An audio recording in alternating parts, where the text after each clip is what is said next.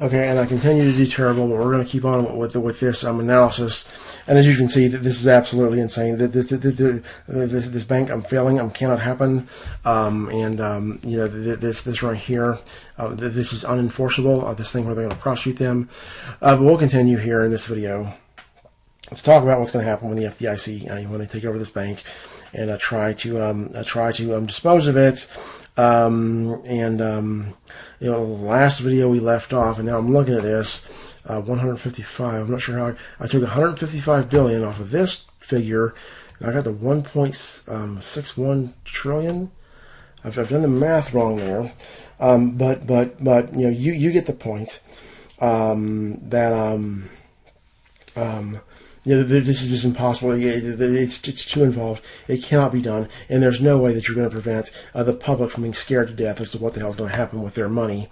This is going to be a bad problem. The other consequence of this is that if the FDIC has to address a failure of Wells Fargo, it is going to put such an enormous overburden on the FDIC's resources. It's going to extend them to such an insane degree that it cannot realistically process the failure of any other bank. Okay, that every other bank that's insured by the FDIC as a practical matter is no longer insured by the FDIC. Okay, the FDIC, the whole purpose of the FDIC existing is going to be going to be taken away, there's going to be panic. And of course, you can say, I can sit here and talk all day, for 6, 8, 10, 15, 20 hours probably of all the problems that could be created by a failure of this bank, for stuff like what it did to me. So for example, all these foreign people, these foreign countries that have investments in the United States, that do business with the United States, they might start wondering what the hell is going on over in the United States of America, where we got banks that are doing this, and they might cast doubt as, what's going on with these other banks? What are they doing? It could cause a loss of faith in the American financial system, a loss of faith in the American economy. It is just left and right. It's a catastrophe. Okay, and any claim that's not a catastrophe is coming from somebody who doesn't really care much about what's true. Now, to continue this analysis, and what would that be? 155. If we take 155 off this, that would be 1.72 trillion, roughly 1.72. So 1.72 trillion. Okay, which would put give us a little bit more of a buffer on our 1.35 trillion in deposits, but there are more problems involved here. We've assumed thus far in our analysis of this FDIC takeover, the FDIC is not going to guarantee these people. These people aren't going to get paid back. Which this is $84 billion they've borrowed from banks. That's what that is, almost certainly. That's what that is. Then these accrued expenses. These are the people that Wells Fargo does business with. Which that's another correction. I think I said last time, and I just sit here and wing it. But I was talking about these expenses. They're going to vary somewhat with the interest rate environment. Because they're going to have more employees and stuff like this. When the interest rates are lower and they're getting more business. These are non-interest expense, which of course you can see here. The huge bulk of this is in this personnel expense, and some of these that don't vary. And then of course, they've also got these. Doesn't look like they've got them here, but they've got operating lease expenses of billions of dollars a year in lease expense they have to pay that they're contracted to pay, and all this becomes the liability of the so the FDIC. How do I say this? If the FDIC could probably, if they had a just cause, whatever the operating lease expense is. In this, what's going to be $52 billion when you extend it to the year, $53 billion yearly expense, the FDIC would probably have the ability, if it were going to constrain the FDIC's purposes, to negate these lease contracts. or to give them a lower, to give the people that lease the property a lower position in terms of when they're going to get paid. I don't know, but if they do that, I'm pretty sure it becomes the FDIC's expense, and what all or their obligation. They're going to owe these people for what they've lost. And then here we've got another complication with this roughly $171 billion of long-term debt that is held by Wells Fargo, and that means that's money that Wells Fargo and most other people or other institutions, and this is almost certainly consists almost entirely of bond debt. Okay, these are bonds that have been issued. And if this bank, if it were to fail as a result of a criminal prosecution, and then it's convicted of a crime, the first thing that's going to happen is going to be convicted of a crime, and then shortly after that, it's going to be followed up with the OCC revoking the bank's charter. Now, the instant that this bank is committed of a crime, it is going to trigger what is called an event of default. And what that is when you're buying, when you buy bonds, when a company issues bonds, a huge dollar amount, a total of bonds they issue, there will be an agreement with those bonds that there are certain what are called material adverse events that will trigger what's called an event of default. And when an event of default is triggered, that gives the debt holder the right to initiate a liquidation of whoever owes them money. Okay, it's they basically have a claim on the assets of the company, and they have a right to initiate a liquidation. Okay, so these people right here, whoever owns this, how many hundreds or thousands or tens of thousands, I have no idea how many investment firms, pensions, whoever's buying this debt, whoever this is, it's going to create a complication that it may question the FDIC's ability to do what they're going to do with this bank. It could potentially call that into question. In other words, the FDIC might not be able to step in until these people have got their money back. Okay, which means the FDIC would have to cover them. Now, it's most likely the case, and again, the reason that there's an uncertainty is because once the FDIC takes over, they have the authority to repudiate contracts or repudiate terms of contracts if the terms of the contract get in the way of the FDIC doing what the FDIC is established to do with an orderly resolution and disposition of the assets and liabilities and so forth. So probably the FDIC, they have the authority, or at least it would appear they would have the authority to repudiate these contracts right here for these mostly bondholders. Now, this is going to create a problem. This creates a problem either way. So if these bondholders have the rights to liquidate Wells Fargo, and they just go into an immediate liquidation, that's going to crash the whole world instantaneously. Okay, if the FDIC repudiates these contracts and says these bonds are not going to be guaranteed, these people they're going to find the grounds to file a lawsuit, and so you're going to have the FDIC is going to be dealing with anywhere from, I'd say, probably 100 up to maybe about 5,000 or 10,000 civil litigation lawsuits being filed by all these people that hold these debt instruments. That's going to be something for them to deal with, and the FDIC is also going to be on the hook for the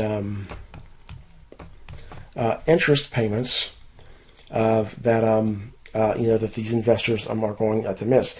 Even when the FDIC, if they repudiate a contract, okay, and they don't fulfill the term, if they basically say that the terms of this contract will not be enforced, any lost income as a result of that, the FDIC is responsible for. So in one scenario, the FDIC can pay the interest on this long-term debt, which we've already included in our analysis here, where they're going to pay $53 million a year in well, actually, that's not even part. That's part of their we've done their non-interest expense. So if they can weasel out of paying this, they're going to owe these bondholders this at the end of it. And so you're looking at right here, at current $10 billion a year plus an interest expense, $10 billion a year. The FDIC is going to be on the hook for. and then these lease expenses and all this, they're going to be on the hook for that if they do something to not pay that, and then with these they borrow from banks. Well, I mean, my God, what are you going to do? You're going to, I mean, what? This is, you're going to let a bunch of banks take an $84 billion loss. Yeah. And plus, these banks, Wells Fargo relies on them for their ordinary, ordinary course of business operations. And so, if the FDIC is going to take over Wells Fargo, they're going to have to, they're going to have to, and they're going to keep operating. They're going to have to keep these people happy. They're going to have to keep everybody happy, and so, this complicates the picture quite a bit, because we've basically got a de facto situation where they're going to have to make good on 1.7 trillion in liabilities, and as opposed to this 1.3 trillion that this is just it's absolutely. Every it's like you get hit with a flurry of problems, and every solution that you come up with creates more problems. That the conclusion of this, of all this, when you look at what happens with the FDIC, and you look at them, these factors that I've given you here, is this bank.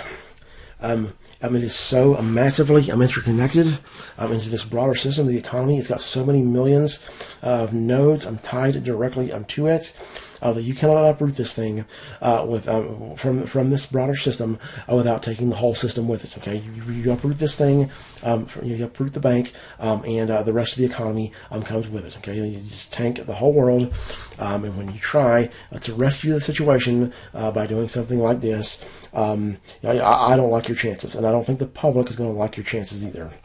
And so, all this analysis we've done, we've looked at all these massive problems that are created, all the massive risk that exists, and we also we've looked at what's going to happen if Wells Fargo fails tomorrow. Well, in all likelihood, the scenario is going to be if they were closed over these charges, over charges for the crimes against me. What would happen is it wouldn't be an instantaneous failure. There would be an announcement of criminal charges against Wells Fargo. And as I say, if you look at my case, I've got undeniable evidence these people are toast. It is a for sure conviction if they have a fair trial. Fair trial, I mean, they don't pay off the judge, they don't pay off the jury, they don't murder the judge, they don't murder the jury, or do any of exercise any of these behavioral options that are available to them with no consequence. Okay, that's how they work. If they get a fair trial, they're done, and the public is going to anticipate this. And all of this, all this massive, all this, that I've described here, there's going to be an anticipation, and it's very likely, the scenario where they instantly fail overnight is actually preferable to the one where there's a prolonged failure resulting from a criminal prosecution. Okay, because when you announce criminal charges, there's going to be an anticipation of all of this. Okay, and whether it's going to work or not, whether the FDIC is going to be able to take this over without causing all these problems I've described, it's going to cause a massive fear, a massive panic in the public. There's going to be a run on bank after bank after bank. There's probably going to be a run on Wells Fargo. When there's a run on Wells Fargo, there's going to be a run on every other bank. There's going to be a loss of faith in the markets. There's going to be a loss of faith, in our capitalist economy, because I'm having rules and enforcing them. That's part of what keeps the economy going. And of course, in that scenario, I assume, that we prosecute them subsequent to the Justice Department sponsoring these crimes against me. In the scenario that we just prosecute them, period. Well then, the laws are going to be enforced, but it's still going to undermine confidence in the banking system. People are going to wonder what's going on with the rest of these banks. The stock value is going to tank. Wells Fargo stock value, because again, the anticipated value when this company is shut down is as the stock goes down, it's worth literally $0. And so it's going to start to approach $0 very, very, very fast. And that's going to have an effect probably of a broader sell-off in the stock markets. This loss of faith could contribute to a credit crunch. There could be a massive a recession instantaneously. This bank has victimized me. And because of the role that I play in the world and the role they play in the world, and the extreme asymmetry here, it puts us in a really, really, really hard position, because it's like there's an amplification, amplifying effect of everything that happens for me trying to get justice, because of how enormous they are. Okay, there's no way to scale this down to where making me whole, and the impact on me is proportionally felt by Wells Fargo, or is equal for Wells Fargo. There's no way to downscale them, to downscale the impacts to them, and to downscale the impact of all these third parties without there's no way to do that, really, at least in the way this, and of course, when I say, why does the United States of America do this to me, I'm speculating on their perspective based on what I know about this and what I've learned. As I've dug into this, because when this first starts happening, when I first figure out they're for sure running a cover-up, it's like, I don't know. Are they doing this because they don't like me? They've got something against me. It's like I would be tempted to take this personal, and I would take it personal, and I'd be sending the Justice Department communications. I'll tell them about what a nice guy I am and stuff like this, and how I've tried so hard to do right in my life, and every wrong thing that I've done they might have heard of. I'd send them explanations about here's what happened here, and here's what happened here, and I made a mistake here. Just stuff like this, and it's like in the back of my mind, I'm thinking. It probably actually is, like there's this nagging feeling that it's not so much personal against me, although the Justice Department people do not like me. I can tell you that much. They're not happy with me at all. But it has more to do with the economy of the whole world going down the tubes. Okay, that's what drives this enormous resistance. That's what drives crimes being sponsored against me. Okay, and this series has gotten incredibly long. It's taken me a really, really long time to explain all of this, and again, I could go on for another 5 or 10 hours. It's like an endless analysis you can do of all the scenarios and all the problems that you are going to create. But if you watch this far, you watch through all these videos up to this part, you've got a good picture. You know what's up with this, and you can start to see why the claim that I make that the United States of America is sponsoring crimes against me, and that these crimes are being perpetrated for the purpose of covering up Wells Fargo's very serious crimes against me, that the United States of America has more than sufficient motive to do just that, okay, because we're literally the alternative, in at least in their eyes, and maybe they're right. Okay, my thing is I think we need to find a third alternative. When we've got something here where we've got a bank that's got the right to kill, they can sit there and beat the hell out of somebody, which this bank, and then the United States of America, when they're running their cover-up, they mercilessly abuse me with crime, even as I'm sending them emails, telling them that I'm almost dying in my sleep from the stress of what they're doing to me. I damn near had stress-based heart attacks, for a while there. And it's like, my thing is we need to find a solution where we don't pick between murdering somebody and sending the whole world down to the tubes.